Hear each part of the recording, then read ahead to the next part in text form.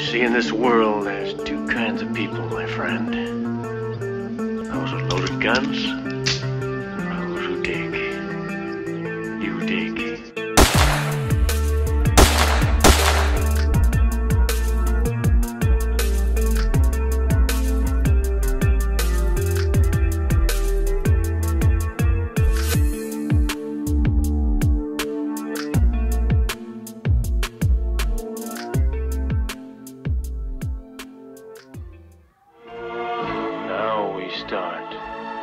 Bonjour à tous et bienvenue dans cette vidéo qui va vous présenter comment bien acheter ses calls. Tout d'abord, j'espère que vous avez passé une excellente semaine et que tout se passe bien pour vous. Donc dans cette vidéo, on va regarder comment bien acheter ses calls. L'idée, c'est de vous montrer et de comparer toujours la même chose, c'est-à-dire un substitut à l'investissement normal, qui est donc de rentrer sur le marché, d'acheter un sous-jacent avec un biais et une espérance haussière et d'attendre et de ressortir avec une plus-value. Acheter un call vous permettra et vous offrira une alternative à cette stratégie et vous permettra d'être plus performant et d'avoir de meilleurs rendements en limitant de manière plus efficace les risques. Donc on va voir aujourd'hui déjà deux rappels qu'on a déjà donnés dans les points hebdo. Donc des master rule numéro 1, on achète toujours in the money, même plus particulièrement deep in the money, donc dans la monnaie, pardon, voire très dans la monnaie, mais j'emploie le terme anglais parce que c'est moins casse-pied, donc deep in the money. Et la deuxième règle, on verra ensuite, on achète loin dans le temps. Je vous présenterai aussi rapidement la Delta Force, parce que le Delta, c'est l'élément clé qui vous servira à choisir votre prix d'exercice et à choisir votre contrat et à choisir votre strike dans le cadre d'un achat de call.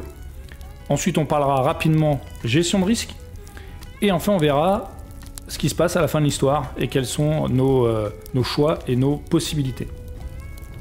Allez, on est parti. On part sur la règle numéro 1, on achète deep in the money. Petite chose que je vais essayer de faire, là je suis en train de tourner, je ne sais pas si ça sera possible au montage après. Pour chaque exemple qui suive, vous aurez un lien en haut et à droite de votre écran sur lequel vous pourrez appuyer en simultané et qui vous emmènera sur OPC, Option Profit Calculator, afin de regarder comment le calcul a été fait et d'avoir justement en même temps que le graphe que je vous présente avec les données que je vous présente, le site sur lequel viennent donc ces calculs. Si ça ne marche pas au montage, vous les retrouverez et je les mettrai en lien dans la description de la vidéo. Allez, on est parti. Donc tout d'abord, on va aller regarder ce qui se passerait si on achetait un call très en dehors de la monnaie. On va partir sur une action que tout le monde connaît bien qui est Apple, avec un prix d'exercice, un strike à 160. Apple cote actuellement, dans mon exemple, 130,21 $. Et donc on va aller prendre un contrat avec un prix d'exercice très en dehors de la monnaie, donc au-dessus du cours, avec une échéance dans une trentaine de jours, et qui nous coûtera donc 0,08 cents par action, soit un investissement de 8 $. Ça a l'air hyper attractif comme ça. Donc on place notre contrat à 160 et le seuil de rentabilité, maintenant vous le savez, c'est P plus C, donc 160 $ plus 8 cents égale un seuil de rentabilité à 160 $ et donc 8 cents. Donc notre espérance de gain, enfin notre zone de profit, commence à partir de 160,09 $ et ça peut monter à l'infini. Il n'y a pas de limite, tant que le cours monte, il monte. Maintenant, ce plan a une durée de validité de 30 jours ou d'une trentaine de jours. Il faut que votre scénario haussier se déclenche dans le mois qui vient. En matière de risque, vous risquez le coût du contrat, comme d'habitude, 8 malheureux dollars. Maintenant, le problème, c'est est-ce que dans ce mois, le cours d'Apple va pouvoir aller jusqu'au strike, déjà, mais c'est pas parce qu'il est au strike que vous êtes sauvé, il va falloir qu'il grimpe de 8 cents supplémentaires pour pouvoir commencer à faire du bénéfice. Et là, bien évidemment, si ça monte très haut, c'est la situation dans laquelle vous aurez un levier maximum. Pourquoi? Parce que vous aurez investi 8 $, et tout ce qui partira au-dessus, même si vous gagnez 100 $, vous gagnez 100 $ par rapport à un investissement de 8 $. Donc tout de suite, c'est génial, exponentiel, et c'est pour ça d'ailleurs qu'une majorité d'investisseurs en options s'orientent vers ce genre de plan, parce que c'est hyper attractif. Vous avez un risque quasiment de pas grand-chose, là on parle d'un investissement de 8 $, donc vraiment rien, hein. Tout le monde peut se permettre de perdre 8 $. Et après, une espérance de gain et un levier extrêmement intéressant. Donc tout ça a l'air hyper sexy. Néanmoins, est-ce que Apple va passer de 130 $ à 160 $ dans les 30 jours? Le problème est bien là. La probabilité pour que cela arrive est d'environ 2%. Donc, un plan très sexy sur le papier, mais, et même quand on y pense, hein, est-ce que l'action Apple va exploser à la hausse dans les 30 jours? Ça peut arriver, mais les probabilités sont extrêmement réduites. Donc vous ne vous mettez pas en position de gagner votre plan ou de réussir le plan prévu. Je fais une petite aparté rapidement sur les probabilités et tous les calculs que je vous présente. Ce sont des probabilités, donc il faut les prendre comme telles. Ce ne sont pas des chiffres qui sont à prendre au pied de la lettre, ce sont des indicateurs qui vous orientent et qui vous donnent une idée de, par exemple, de la probabilité de réussir à être en gain sur une opération comme ça. Maintenant, tous ces calculs-là sont faillibles face aux éléments de marché, aux événements de marché, extrêmes, type crack boursier, short squeeze, etc. etc. Si on est face à quelque chose comme ça, toutes ces probabilités volent en morceaux et ne sont pas valables pour des cas extrêmes. Même chose pour l'analyse graphique, hein, vos supports, vos moyennes mobiles 200, etc. Ça marche très bien sur des marchés entre guillemets standards quand tout est entre guillemets normal, mais vos supports, vos résistances, tout peut exploser en vol face à quelque chose d'exceptionnel. Donc voilà, les probabilités, tous les calculs, on les prend en compte, mais avec des pincettes, et ce ne sont que des calculs à titre indicatif. Donc là, on était très en dehors de la monnaie. Qu'est-ce qui va se passer quand on va être à la monnaie? À la monnaie, je rappelle, hein, c'est à peu près au cours de l'action, donc on repart sur Apple, et là, ça cote 130,21, on va aller prendre un prix d'exercice à 131, à peu près au cours de l'action. Toujours la même échéance, hein, 11 juin 2021, dans quelques jours, enfin dans 30 jours, trentaine de jours. Et là, du coup, forcément, le coût va augmenter. Le coût par action sera de 3,45 $, soit un investissement de 345 $. On va aller placer notre prix d'exercice sur le graphique, donc on est à peu près au niveau du cours de l'action. Et on va rajouter notre C, P plus C, qui va nous emmener un seuil de rentabilité à 134,45.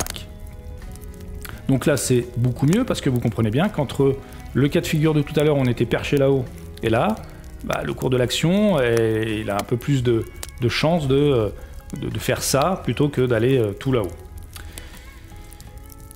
Même chose, votre risque total, donc c'est votre investissement, hein, 345 $, et vos gains, à partir de 134,46 $, vous avez une possibilité de gain entre guillemets théorique infinie, tant que Apple monte, et vous pouvez gagner. Bien évidemment, toujours, n'oubliez jamais, dans l'espace et surtout dans le temps de votre contrat. Qu'est-ce que ça donne en matière de probabilité? On arrive à quelque chose de bien meilleur, à savoir les probabilités d'être bénéficiaire de 37,5%. Bien sûr, on parle de probabilité de gain, on ne parle pas de gain, le chiffre. On dit voilà, si vous gagnez 1 cent, ça rentre dans cette probabilité. Donc c'est juste la probabilité d'être bénéficiaire. Hein. Pareil, on s'en mêle pas les pinceaux. Donc voilà, à la monnaie. À la monnaie, on est bien mieux, on est sur un scénario qui est beaucoup mieux, mais bon, on est quand même sur une probabilité de 37,5% que ça se fasse. Maintenant, on va voir ce qui nous intéresse. Le in the money ou deep in the money, très dans la monnaie. On a notre cours toujours le même, on a notre action toujours Apple, et là, on va aller chercher un prix d'exercice bien en dessous du cours de l'action, donc à 100 $, toujours la même échéance, 11 juin 2021. Et là, forcément, ça va nous coûter plus cher. On va avoir un coût par action de 30,55 $. Et donc, ça va nous placer notre prix d'exercice ici, à 100 $. Et on va rajouter nos 30,55 $. Donc, ça nous amène un seuil de rentabilité à 130,55 $, soit juste au-dessus du cours de l'action.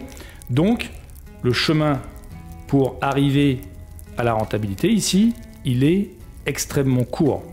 Donc, les probabilités pour qu'on soit bénéficiaire, je rappelle avant qu'on passe aux probabilités, pardon, le risque et le reward. Donc, le risque, on est bien en train de risquer 3055 $, d'investir 3055 $, et avec une zone de bénéfice qui commencera à partir de 130,55 $, ou plutôt même 56, jusqu'à l'infini et au-delà.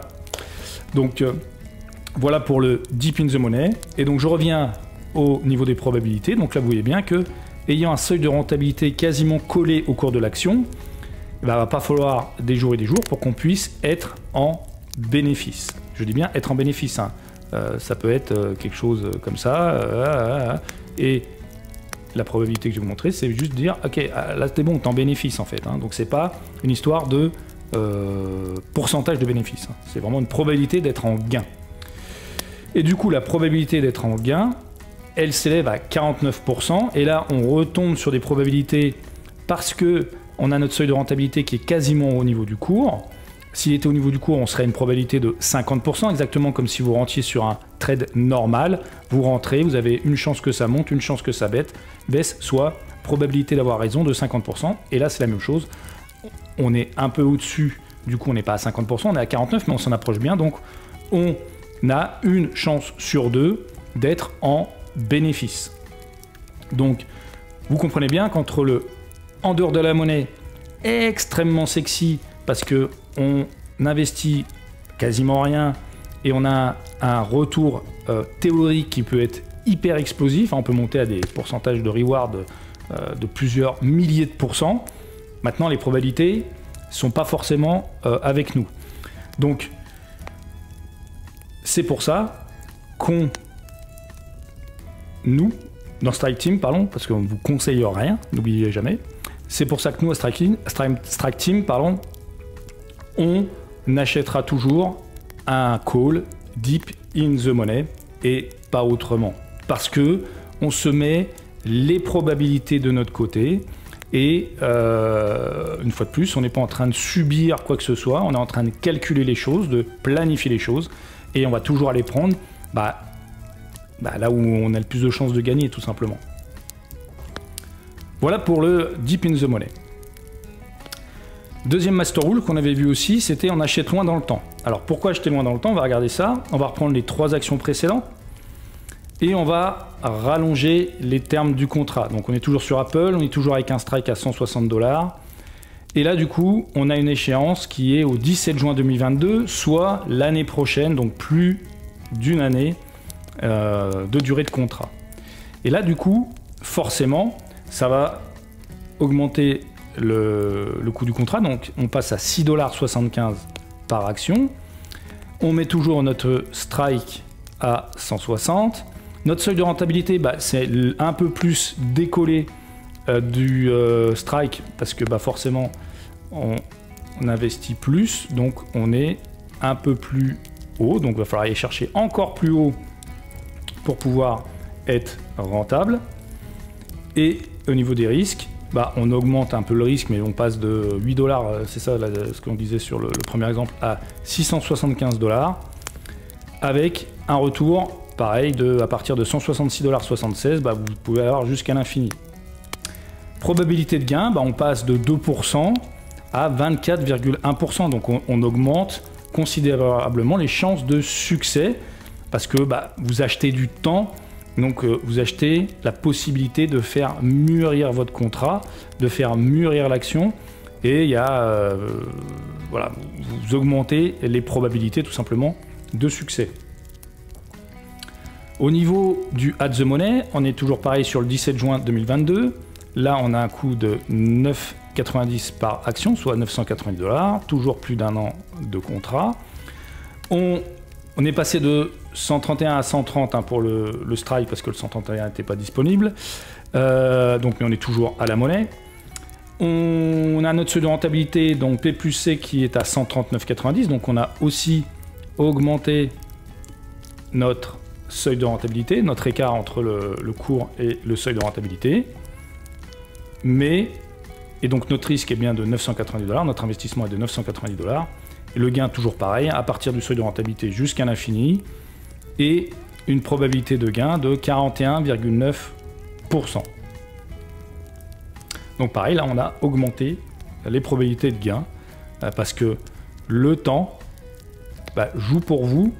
Donc l'action peut faire même ça, il n'y a aucun problème. Et si ça arrive là, vous serez en bénéfice.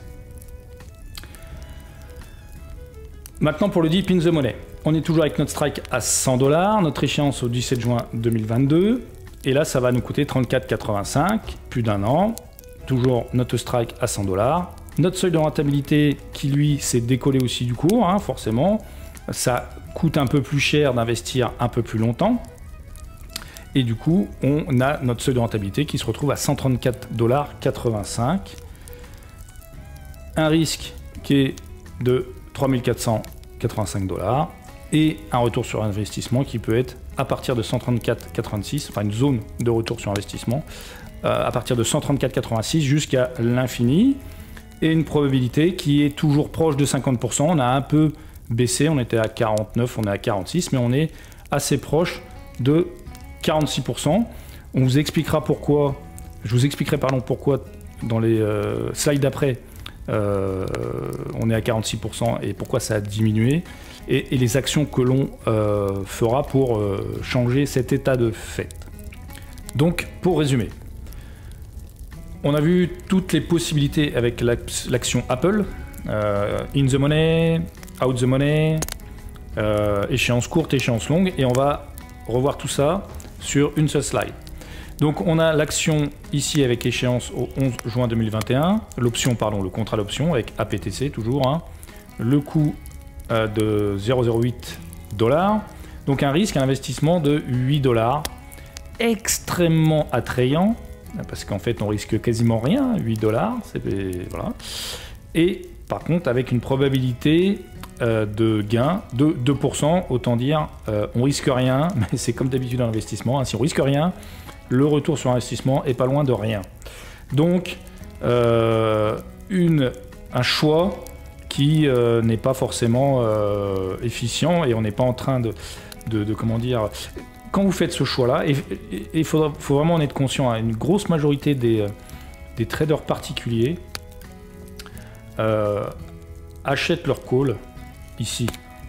Parce que c'est hyper attrayant. Vous avez un retour sur investissement qui est juste de dingue. Si vous partez, si ça marche, vous êtes sur plusieurs dizaines de milliers de pourcents, mais les probabilités jouent contre vous. Donc les particuliers vont beaucoup sur ce genre de plan, des achats de call très en dehors de la monnaie. Et bien évidemment, les professionnels sont plutôt là pour leur vendre ces calls, justement. C'est eux, ils ont tout compris. Et donc, ils vont vendre des calls à tous ces gens qui achètent des calls très en dehors de la monnaie. Donc, le plan n'est pas forcément intéressant, et on est plus dans du pari ou de la spéculation pure que vraiment du trading ou de l'investissement avec une étude approfondie de qu'est-ce qui va se passer. Et on est plus en train d'espérer, toujours pareil, que ça monte au ciel, là où nous, on n'espère rien du tout, mais on drive nos plans et on construit nos plans en fonction des probabilités, et nous mettons toujours un maximum de probabilités de notre côté. On avait le deuxième contrat, donc à la monnaie, Toujours échéance une trentaine de jours, donc avec un risque forcément plus élevé, 345 $, mais avec un retour sur investissement, enfin pas un retour sur investissement, pardon, une probabilité de gain de 37,5%.